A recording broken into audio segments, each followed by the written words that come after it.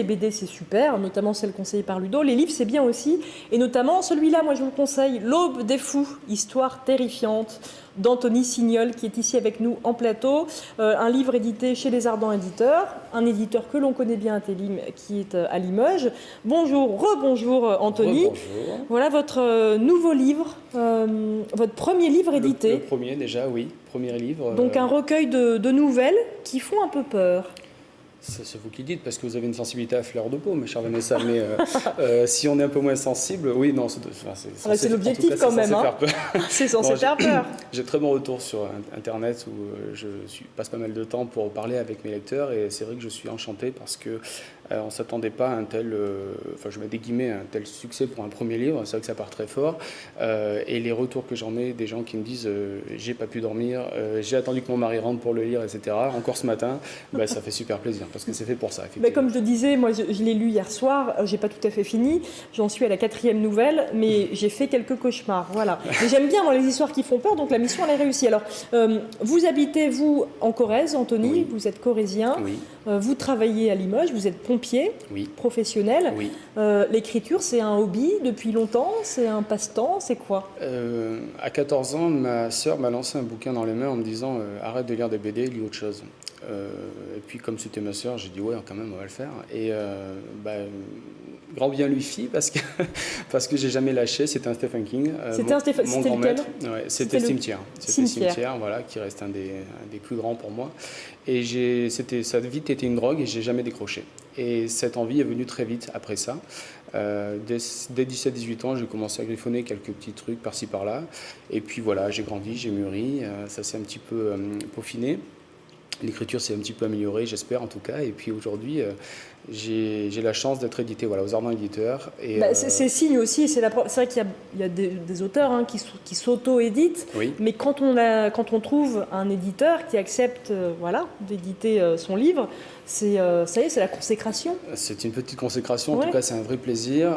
Jean-Marc Ferrer m'a convoqué suite au manuscrit que je lui avais envoyé il y a quelques mois en me disant je veux vous voir, et il m'a appris ça lui était pas arrivé depuis 4 ans, il avait eu 100% d'approbation du comité de lecture.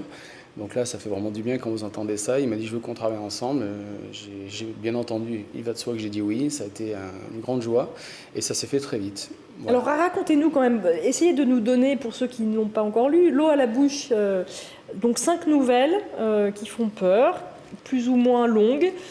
C'est facile à lire, même si c'est bien écrit, mais ça reste très facile à lire. C'est ça qui est plutôt bien, du coup. Oui, moi j'aime ce qui se lit sans dico, je le dis souvent. Enfin, c'est pas du tout par rapport aux gens qui font autre chose, mais voilà. Ce qu'on me dit souvent aussi, c'est que ça se lit vite et bien. Voilà, ça se lit lors d'un aller-retour en train ou un soir au coin du feu. Ça se lit assez rapidement. Souvent, j'entends efficace pour le style, donc ça aussi, ça fait grandement plaisir. C'est ce qu'il faut rechercher dans les nouvelles. Il faut que ça parte vite et il faut arriver vite à accrocher le lecteur. Et il faut que la fin soit, en tout cas pour moi, il faut qu'elle soit choc. Moi, je suis fan de cinéma. J'adore les fins de films qu'on connaît tous, comme Usual Suspects, avec des fins à choc, comme les films de Shyamalan, Sixième Sens, Incassable, tous ces films-là dont la fin est vraiment un rebondissement. Moi, c'était ma recette. L'idée de départ, c'était ça. Et j'aime bien quand une nouvelle se termine finalement comme on ne s'y attend pas. Et puis donc, vous le disiez, fan de Stephen King depuis la première heure, vous avez lu tous ses romans. Oui, jusqu'à l'heure d'aujourd'hui, oui. J'espère qu'il y en aura d'autres. Non, c'est le grand maître de beaucoup, bien sûr. Ouais. C'est le précurseur du style. Hein. Dans les années, il a commencé à sévir dans les années 70. Il a écrit très très jeune et c'est un génie, tout simplement. Donc moi, quand on m'a appelé le Stephen King corrézien lors d'un... Ou Limousin, nous vous appelez le jeune Stephen King selon Limousin. Les articles, ça fait super plaisir, évidemment. C'est un grand honneur. Et pour donc répondre à votre question, pour mettre l'eau un peu à la bouche, effectivement, ces 5 nouvelles, la première s'appelle 8e étage, c'est l'histoire de cette femme quadragénaire qui un soir décide d'aller voir son amant parce qu'il lui a envoyé un petit texto bien prometteur, et elle monte le rejoindre dans son appartement, sauf qu'elle n'y arrivera pas puisque dans cet ascenseur luxueux de cet immeuble de haut standing, elle se retrouve coincée au 8e étage. Et lorsqu'elle s'aperçoit qu'il n'y a non seulement personne autour d'elle et surtout personne au bout du bouton d'appel au niveau des secours, eh bien le cauchemar commence et il grandit quand elle se rend compte que quelqu'un commence à prendre contact avec elle. Donc là, elle se rend compte et là, on ne sait pas trop, c'est toujours la frontière un peu du surnaturel.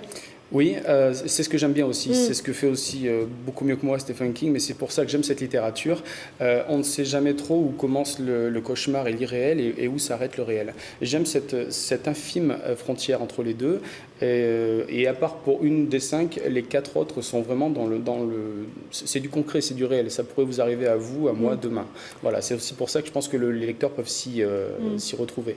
Rendez-vous nocturne, la deuxième nouvelle. Rendez-vous nocturne, oui, c'est ce gars très costaud qui, derrière les 2 tonnes d'acier de son 4x4, un soir rentre par les bois, par une route entourée de bois qu'il connaît très bien, puisqu'il l'emprunte tous les soirs.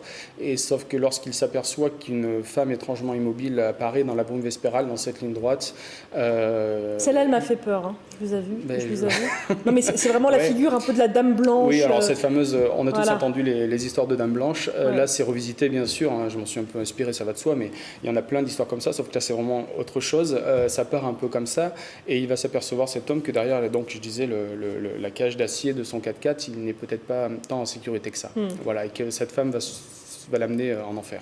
Alors, on ne va pas avoir le temps de tout décrire. Peut-être une dernière. Une dernière, oui, Zone 7, qui marche très bien, notamment. Voilà, c'est cette scientifique. Je suis en train de lire, oui. C'est cette scientifique qui se fait enlever en pleine nuit par l'armée. Elle ne comprend rien. Elle pose des questions, on ne lui répond pas.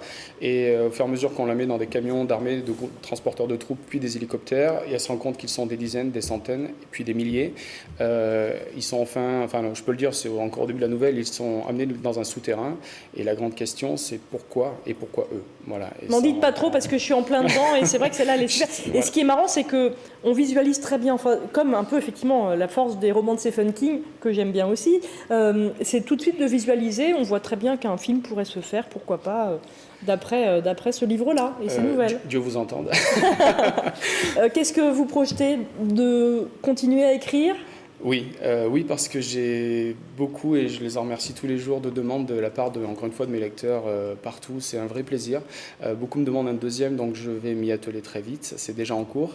Mon éditeur aussi, le premier, et je compte bien également lui rendre cet honneur. Donc, toujours dans le même style ? Ça sera encore un recueil de nouvelles, et ça sera dans le même style, bien sûr. Donc des histoires qui font peur. Oui, on va essayer de rester dans le créneau. Puis, comme disait Stephen King lors de ces soirées, quand une femme lui a demandé un soir « Mais comment pouvez-vous écrire de telle horreur ?» Il lui a répondu, mais pourquoi croyez-vous que j'ai le choix ? Voilà, je pense qu'on n'a pas le choix et on écrit ce qu'on peut écrire et ce qu'on a envie d'écrire. Eh ben, merci beaucoup, Anthony. Merci à vous. Je suivrai vos prochains livres parce que j'aime bien, moi, les histoires qui font peur. Un site internet, celui des Ardents Éditeurs. Oui. Voilà, pour en savoir un petit peu plus. Et la page Facebook. Et la page Facebook, donc vous gratouillez sur Facebook. Voilà. Anthony Signol. On trouve par Anthony Signol ? Oui, la page Facebook Anthony Signol, tout à fait. Ouais. Très bien. On trouve L'Aube des Fous dans toutes les librairies ? Dans toutes les bonnes librairies. Dans toutes les bonnes librairies, comme on a coutume de le dire. Et puis, faut défendre les librairies, donc surtout les librairies, voilà. Puis on va aussi surtout les librairies indépendantes. Et puis aussi, si on n'a pas le choix, les sites internet, bien sûr. Merci Anthony. Merci à vous.